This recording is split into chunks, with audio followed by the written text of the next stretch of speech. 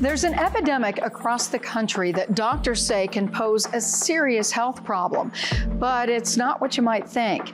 It's an epidemic of loneliness. Loneliness is more that feeling of being alone and like people and not connecting, even if you're in a room full of people. The U.S. Surgeon General released a report in 2023 saying half of American adults experience measurable loneliness, and that number is even higher for younger adults.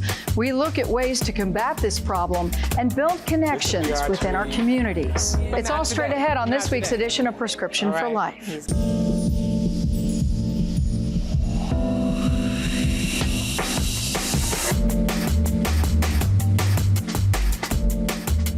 Hello, and thank you for joining us. I'm Monica Robbins. The U.S. Surgeon General calls loneliness a public health crisis. Studies link loneliness and social isolation to an increased risk of dementia, anxiety, heart disease, stroke, and even early death. Individuals and communities are doing what they can to combat this problem, and we'll get to that in just a moment. But first, the health report detailed the serious problem loneliness poses for people, comparing the risks for premature death to smoking cigarettes daily.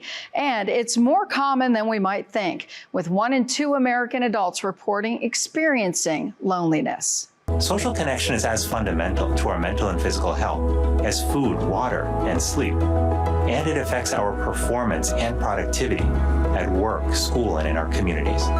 He also said we need to focus on community organizations and mobilizing the health sector to raise awareness, and offered more simple ways to build connection. Answer a phone call from a friend.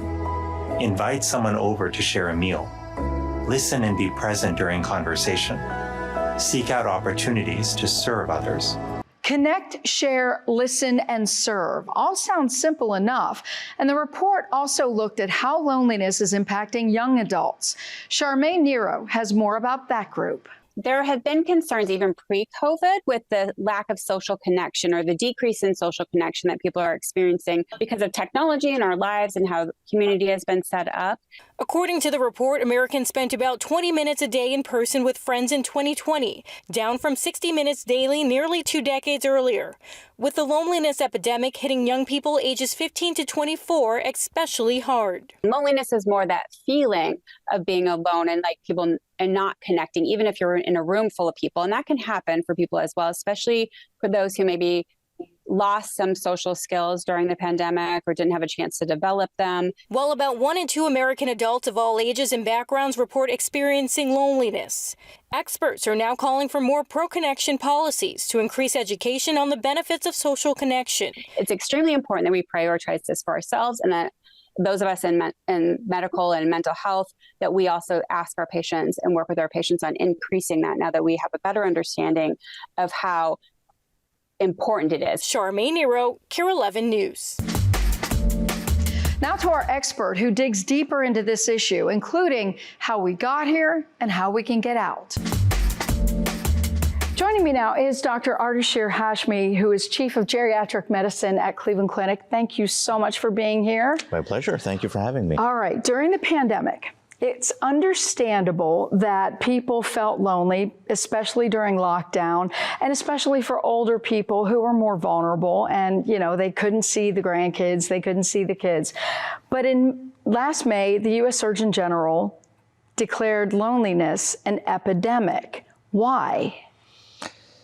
I think multiple factors, multiple stressors, and then you superimpose a pandemic on it, right? So we are, ironically, in a hyper-connected world, and yet we are very lonely.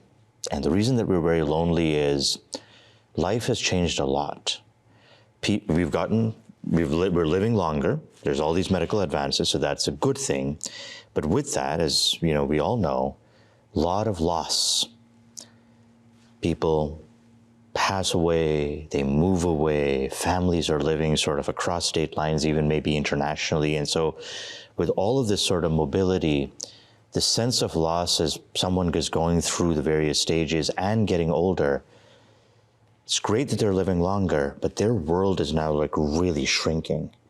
And then, you know, what we're hearing on the news and everything that's happening with the pandemic, it was just a tipping point, I think, of something that had been happening a long time. And I think COVID just sort of opened up, our eyes to a problem that had been hiding in plain sight for a long time. Is this something that only happens to older people? Everyone. I mean, I think the latest statistics, again, per that is above the age of 16. You've got 1/3 of our population feeling lonely and socially isolated. And then 65 plus, half of our older adults feeling socially isolated. So. What's the difference between loneliness and social isolation? Great question. And I think very important for us as individuals to know. I mean, I could have a lot of social connections. So if I have a lot of social connections, I'm not socially isolated. But amidst those social connections, that feeling of solitude, that loneliness, I could still be very lonely, even if I have multiple connections. Because they're not high quality connections. I have them, but what is the depth of those conversations? How many of them are sort of FaceTime sort of conversations, face-to-face conversations? And how many of them are enriching connections that actually enrich my soul and spiritually make us whole and contribute to our physical health too? It's not easy to find, though. And you mentioned we're technology connected. Everybody has social media these days, even, 80-year-old grandmother. Yeah. You'd think that with social media, they're catching up with old high school friends. Yeah. That's not enough? So it's actually creating silos, right? So I could go into the social media world and be lost there for hours. I mean, there are fascinating things in there. But I'm interacting with a medium that is not really responding to me. It's not interactive. It's just one way. I'm receiving. There's no conversation in it. There's no companionship in it. There is no, let alone sort of side-by-side sitting like we are, there's no letter writing in it, in terms of I can't emote, I can't express my feelings. And I can use it almost as a temporary balm, a temporary fix. I get a high out of it. I'm not saying that it's necessarily an addiction, but it's starting to become like that because it is so rampant, it is pleasurable, but it leaves you feeling even more lonely because when you step out of that world, you look around your real world, I'm still lonely, I'm still socially isolated, and then I keep on going back to this dependency on this world that is really not having a conversation with me. It's just giving me one-way information. We just taught our 87-year-old mother-in-law how to text, and you can communicate, via messenger through social media. Is it the same?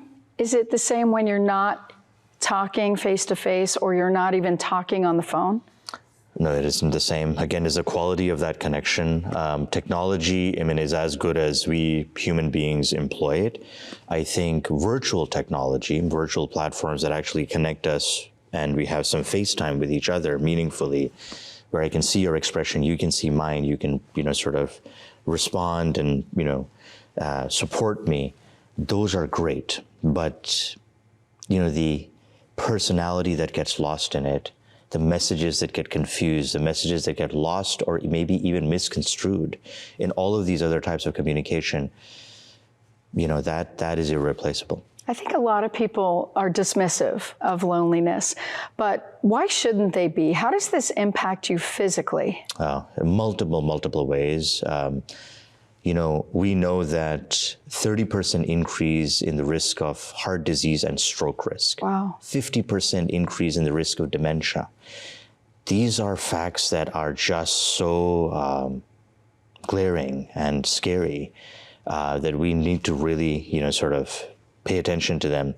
And I think something that isn't talked about enough is if I'm feeling lonely and I become depressed, there's going to be something called anhedonia. Anhedonia is things that I used to find pleasurable, things that are my matters most, that sort of make me go up and do them to give me joy.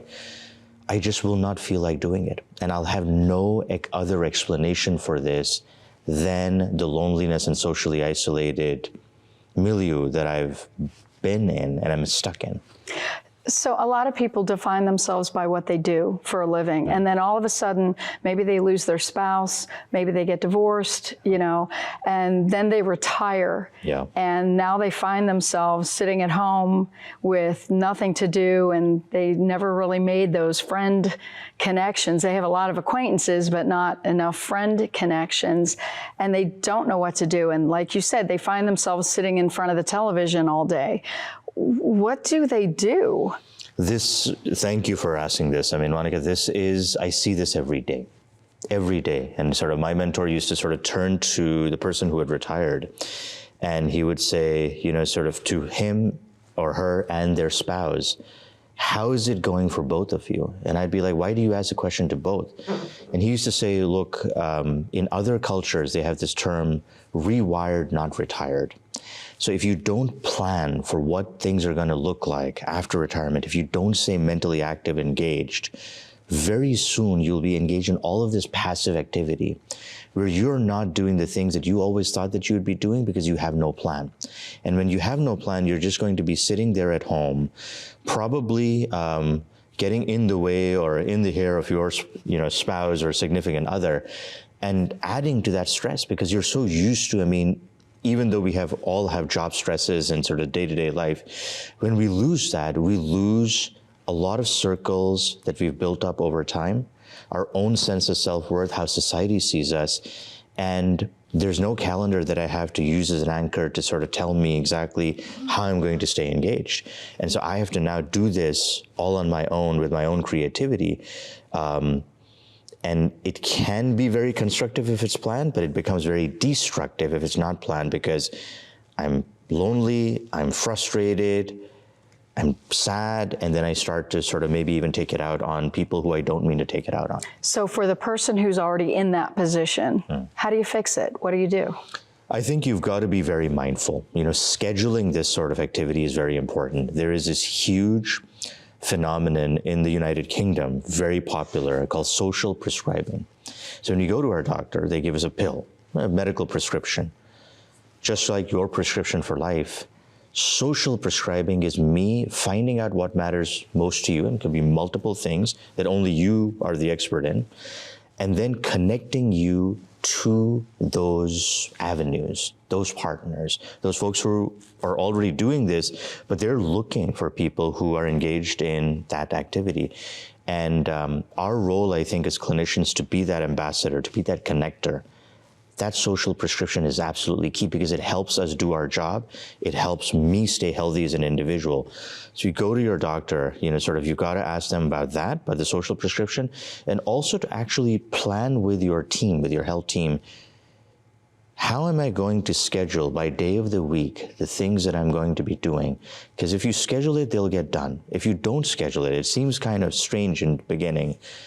If you do schedule them, it's amazing. The variety of things is very necessary to keep us enriched, both from our soul, mindset, heart set, physically, multiple benefits. So you can only play so many rounds of golf in the summer, and then exactly. I'm hearing from you, I think a lot of people need to, you talked about self-worth and volunteering. Absolutely. That sounds like something, not only you'll find people with the same interest as you, but is that somewhere where you will make those connections? Scientifically proven. The volunteering activity releases hormones the same as we do when we are exercising. Exactly the same, endorphins. And that makes us feel really good, but the volunteering activity keeps our minds sharp, so an improvement in processing speed. Came out in the Lancet, sort of very well publicized. And really one of the secrets that runs like a theme. You go to the blue zones, what you've covered, areas of the world that have the longest living people, you see it there. People volunteering their time.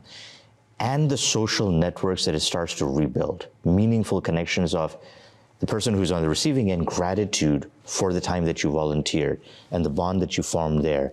So it's like a ripple effect, but all of these little ripple effects sort of coalesce into what should be collectively a society, our collective response to the Surgeon General's call, but our combating this epidemic. I can hear that person right now yelling at me, but Monica, I can't drive anymore. I don't have anyone who can give me a ride to someplace, you know, and I don't know how to use Uber, you know, so, you know, what are the options for them? You know, who should they call? What should they do? Yeah, which is why we have been very humbled. You know, we've built even, you know, sort of in my job, a successful aging platform. The thing that was missing was not the health expertise. The thing that was missing was exactly that social infrastructure, the social determinants of health expertise. The expert on that are our community allies. They've existed in the Cleveland area for a very, very long time. These are not-for-profit organizations run and managed by social workers, doing amazing things at no cost. The challenge is this awareness. I mean, you're covering this topic. The rest of the world, most of the world, is not even aware of the dangers that it poses and how deliberate we need to be.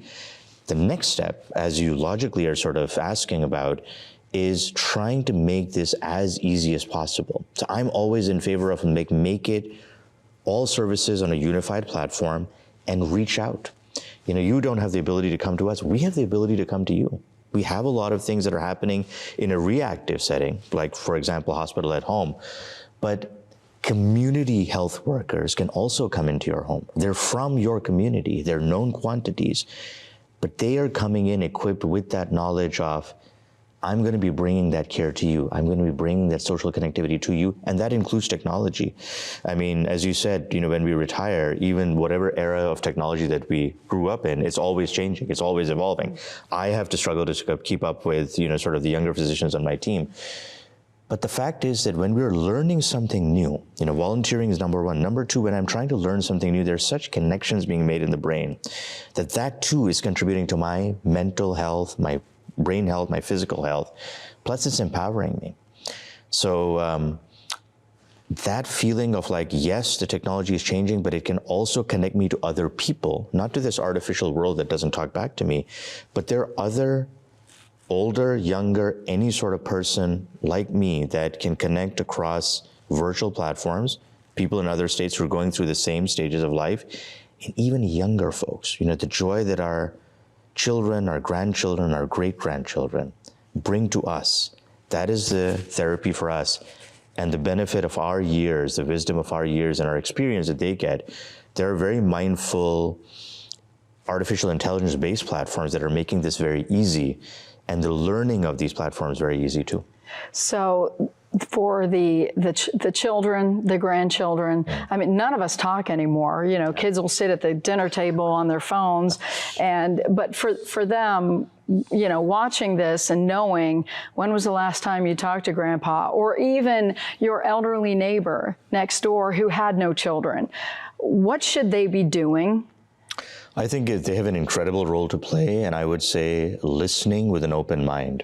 You know, they have a lot to give in terms of introducing grandma, grandpa to this technology, but they also we have a lot to learn from our generations that have gone before us. You know, my kids ask me, like, what was it like when there was no laptops, no computer, no screen time? What did you guys do? No cell phone. No cell phone. What did you do?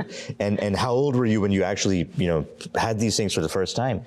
And so the next logical question that they ask is, what did you do? How did you spend your time? What was your childhood like? It must have been really boring. And I say, no, it's the best time of my life. You know, I have very fond memories of it. And that leads to the important conversations of creativity, of how we could be spending that time and how good it makes all of us feel. Again, that volunteering thing, right? Why wait until we're older? For kids and grandkids start to think that way and start to volunteer their time in helping grandma and grandpa, that habit we're instilling in them for life. And we're opening up their avenue that there's no screens around, but hey, I'm really having a good time. Great insight as always. Dr. Hashmi, thank you so much. Thank you, Monica. Appreciate you having me. An Ohio judge is utilizing social media and yoga as a way to create connection and community.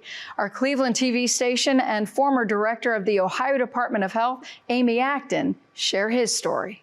So the Surgeon General's report really calls out the role of technology on our lives and on our well-being. Social media and technology creating both the opportunity for connection, but also a tremendous amount of feeling isolated and alone. I had the honor of going to East Cleveland and meeting with Judge William Dawson, who is a judge of unique proportions, using social media as a way to educate and help connect and help heal. One tool of transformation that you always have to use is your ability to control your emotions so that you don't put yourself in a bad position with the law.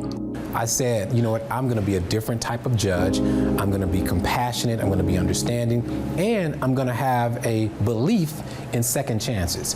I don't want you to come back for any trouble. I don't want you to come back to be put in jail. I want to figure out how I can start the new year off helping you with whatever it is you need. Once social media began to become the thing to do, I said I have to put my message out on social media. Many times our behaviors can be adaptations to sort of self-medicate, and I think Judge Dawson understands that deeply. Namaste. It's Judge Dawson coming to you from the Yoga Lab. And today I want to talk to you about preserving your peace. Preserving your peace. This comes from his deep, deep study of yoga, his deep belief that in Namaste and that the God in me greets the God in you, the most basic element of human dignity. Yoga will help you no matter where you are. The ability to tap into your breath and calm down, it's invaluable. And Warrior One, arms up. I had a very unique opportunity after we started opening things back up to work with some of the seniors in our community. I noticed how they were so excited about connecting again. Welcome to the Yoga Lab, your first time at the studio. I had the privilege of being in his yoga studio. They're coming together in a shared space to check in on one another, to be together, to have fun, to feel joy, and to heal. And then maybe it'll be way up here. This will be our trees. But not today, not today. All right? He's getting rid of the word probation. He's calling it a school of transformation, while being very much about the justice and the consequences and the taking responsibility. Also helps folks find ways of connecting that are much more healthy. I actually have some of the probationers come to the yoga studio to do yoga. Of course, they don't have to pay, it's nothing like that, but they're gonna get the experience of breath work, meditation, mindfulness. You can't help being around Judge Dawson to not feel the energy. It's infectious. Judge Dawson's a role model. If you're struggling with loneliness or any other mental health crisis and need to talk to someone, you can call or text the National Crisis Hotline at 988. That'll do it for this edition of Prescription for Life. Thank you so much for watching. We'll be back here next week with another dose. Until then, I'm Monica Robbins, wishing you and yours good health.